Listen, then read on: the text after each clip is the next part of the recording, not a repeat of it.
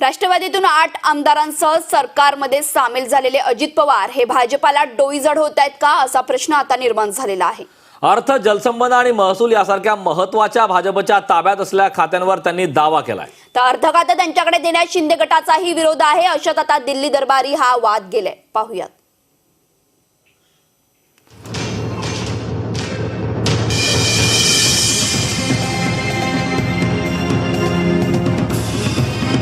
मुख्यमंत्री पदाची महत्वाकांक्षा असलेले अजित पवार भाजपाला डोईजड झालेत का? 8 आमदारांसह आलेले अजित पवार 50 आमदार असलेल्या मुख्यमंत्री एकनाथ शिंदेपेक्षाही आक्रमक। अर्थ, जलसंपदा, महसूल सारख्या महत्वाच्या खात्यांसाठी अजित पवार गट आग्रही, भाजपावर मात। विधानसभा निवडणुकात 90 जागा लढण्याची घोषणा, भाजपाचीही राज्यात स्पेस घेण्याचा प्रयत्न। अजित पवार 8 आमदारांना सोबत घेऊन शिंदे फडणवीस सरकारमध्ये सामील झालेत। मंत्रिपदाची शपथ घेऊन आठवडा उलटला तरी खाते वाटप झालेलं नाहीये। अजित पवार गट खात्यांसाठी आग्रही असल्याचं सांगण्यात येत आहे। अजित पवार गटाला कोणती हवीत खाती?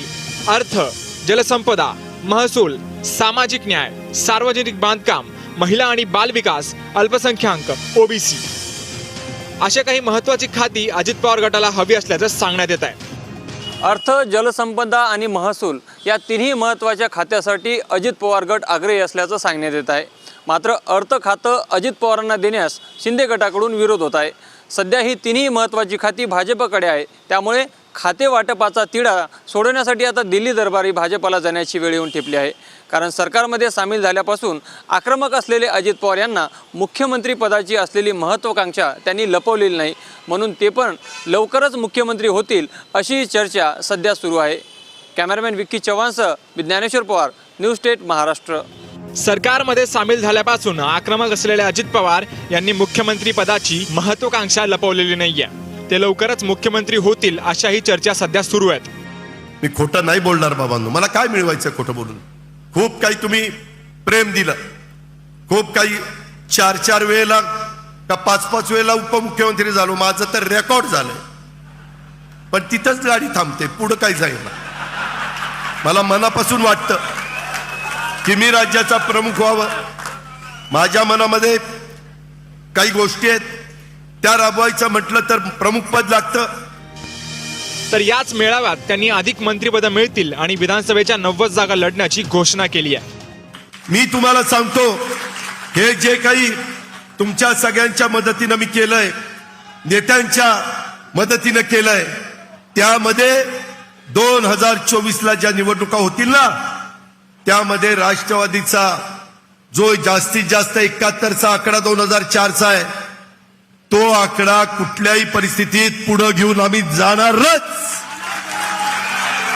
महाराष्ट्र पिंजून काढू, मराठवाडा, विदर्भ, उत्तर महाराष्ट्र, कोकण, पश्चिम महाराष्ट्र सगळं पिंजून काढू, पायाला भिंगरी बांधल्यासारखं फिरू। लोकसभा निवडणुकांसाठी भाजपानं राष्ट्रवादीत फूट पाडून अजित पवारांना सोबत घेतलाय। मात्र खाते वाटपातील त्यांनी मागितलेला वाटा आणि आगामी विधानसभा निवडणुकांसाठी त्यांनी केलेली जागांची घोषणा ही भाजपालाही वरचढ ठरेल का असा प्रश्न आता उपस्थित होतोय। भाजपाचे सध्या 105 आमदार आणि 50 शिंदे गटाचे आमदार आहेत। अशा महायुतीत अजित पवारांना 90 जागा दिल्यास भाजपाचं काय होणार असाही प्रश्न विचारण्यात येतोय। शिंदे गटालाही त्यांना महायुतीमध्ये लढताना भाजप, शिंदे गट आणि अजितदादा अशा तिघांनाही विधानसभेच्या जागांचं वाटप करून त्यांचं समाधान करावं लागणार आहे। पण अजितदादा जर एकटे 90 जागांवर लढणार असतील आणि भाजपचे प्रदेशाध्यक्ष चंद्रशेखरजी बावनकुळे यांनी आधीच घोषणा केली आहे की आम्ही 200+ विधानसभा लढणार आहोत किंवा निवडून आणणार आहोत, अशा परिस्थितीत भाजपची मोठी अडचण होणार आहे आणि त्यांना अजितदादा आणि एकनाथ शिंदे यांना सांभाळणं मोठं अवघड होणार आहे। त्याच्यामुळे अजितदादांची ही 90 जागा लढवण्याची घोषणा भाजपसाठी चांगलीच मोठी डोकेदुखी ठरू शकते आणि अजितदादांचा आक्रमक स्वभाव पाहता केव्हाही ते कुठली भूमिका घेऊ शकतात। कारण आजच खातेवाटपाचा निर्णय जेव्हा होत नव्हता तेव्हा देवगिरीवरून अजितदादा जवळपास 1 तासभर गायब झाले होते, नॉट रिचेबल होते। त्याच्यामुळे भाजपसह सर्व नेत्यांची धाकधूक वाढली होती।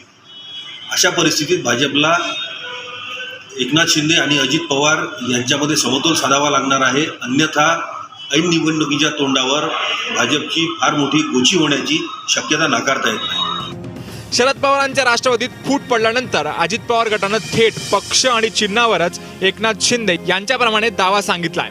अद्याप राष्ट्रवादीच्या 2/3 आमदारांचा पाठिंबा त्यांच्या गटाला आहे की नाही हेही स्पष्ट झालेलं नाहीये. मात्र सत्तेत आल्यापासून आक्रमक असलेला अजित पवार गट भाजपा आणि शिंदे गटाला वरचढ ठरतोय असंच सध्या तरी दिसतंय. हे सगळं नाट्य घडवून आणणारे दिल्लीतील भाजपाचे पक्षश्रेष्ठी तरी आता अजित पवार यांना रोखू शकतील का, हाच प्रश्न आहे. Bureau report, News State Maharashtra.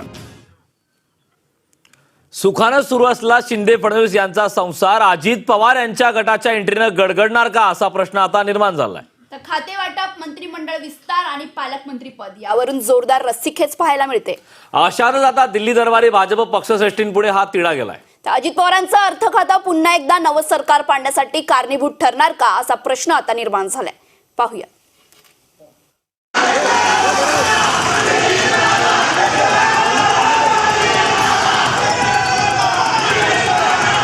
मी अजित अनंतराव पवार महाराष्ट्र राज्याचा उपमुख्यमंत्री म्हणून माझी कामे निष्ठापूर्वक व शुद्ध बुद्धीने पार पाडी. अजित पवार गटाच्या एंट्रीनं शिंदे फडणवीस सरकार पडणार.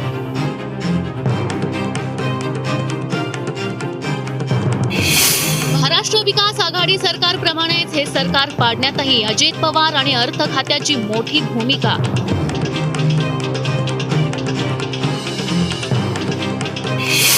मंत्रिमंडळ विस्तारात संधी न मिळाला शिंदे गटातील आमदार पुन्हा ठाकरे गटात परतणार.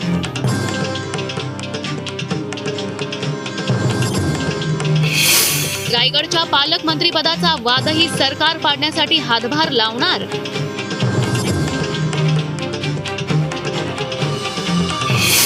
दिल्ली दरबारी खाते वाटप विस्ताराचा तिढा सुटला तरी मनभेदाचं काय करणार.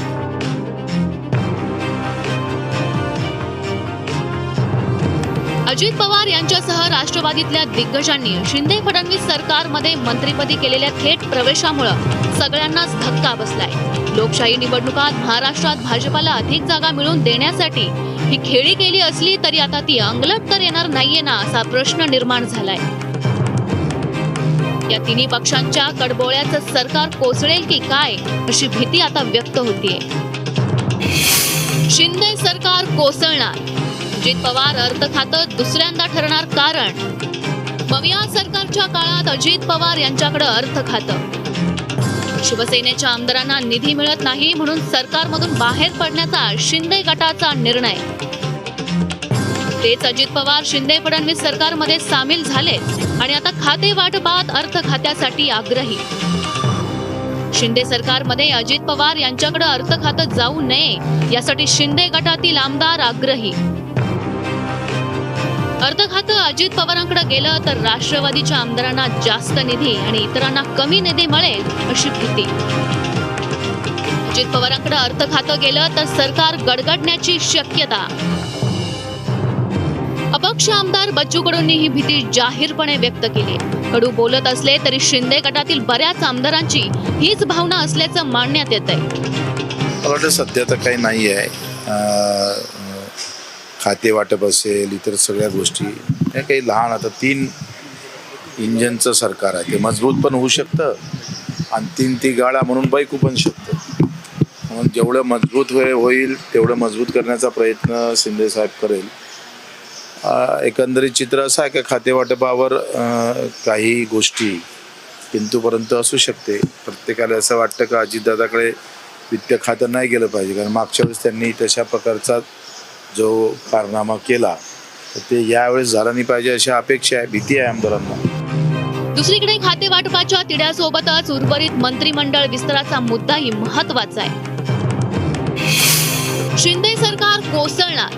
मंत्रिमंडळ विस्तारात नाराजी ठरणार कारण उरलेल्या 14 मंत्र्यांच्या विस्तारात संधी मिळाली नाही तर शिंदे गटातील अनेक जण नाराज होण्याची शक्यता. शिंदे गटातील काही आमदार वेगळा निर्णय घेण्याच्या तयारीत असल्याची माहिती. शिंदे गटातील काही आमदार उद्धव ठाकरे आणि मातोश्रीशी संपर्कात असल्याची चर्चा. राष्ट्रवादी ही मंत्रिमंडळ विस्तारात अधिक जागांच्या प्रतीक्षेत. शिंदे गट राष्ट्रवादीची नाराजी थांबवण्यात यश आलं नाही तर सरकार पडण्याची शक्यता.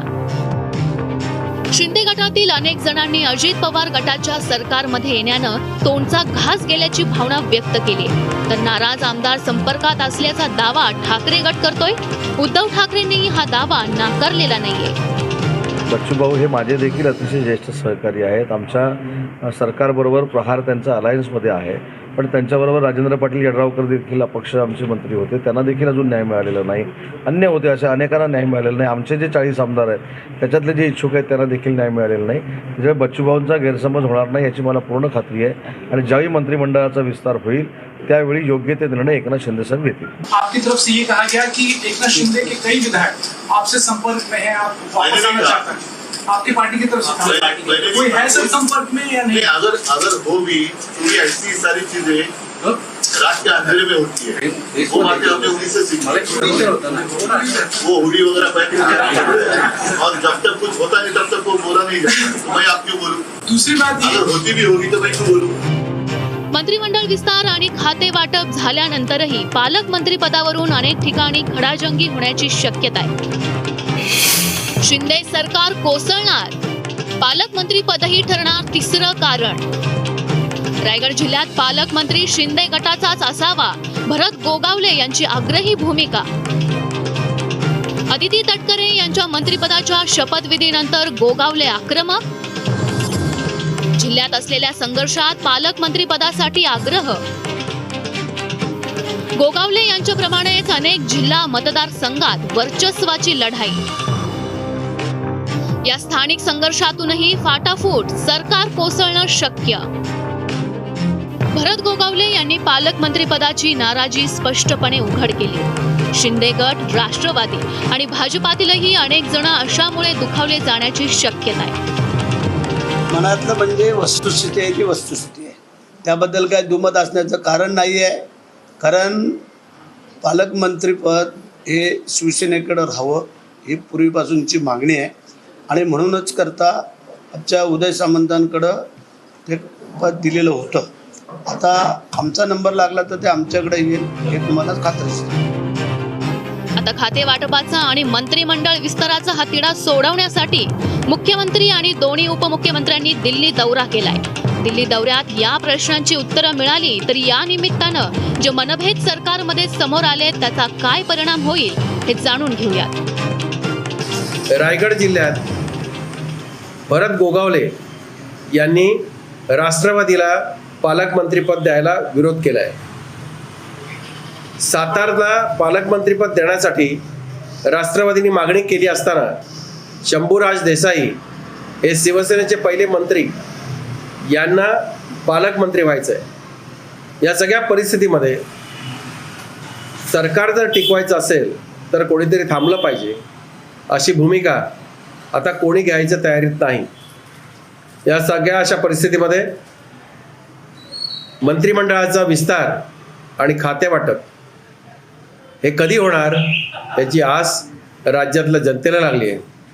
कारण राज्य विधिमंडळाचं अधिवेशन हे सोमवारी सुरू होणार आहे.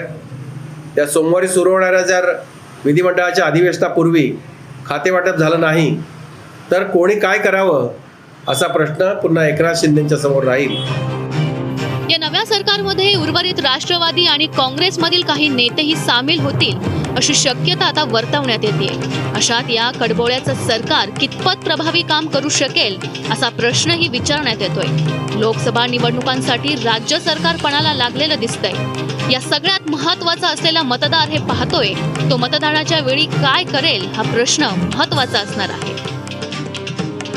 Bureau report, News State, Maharashtra.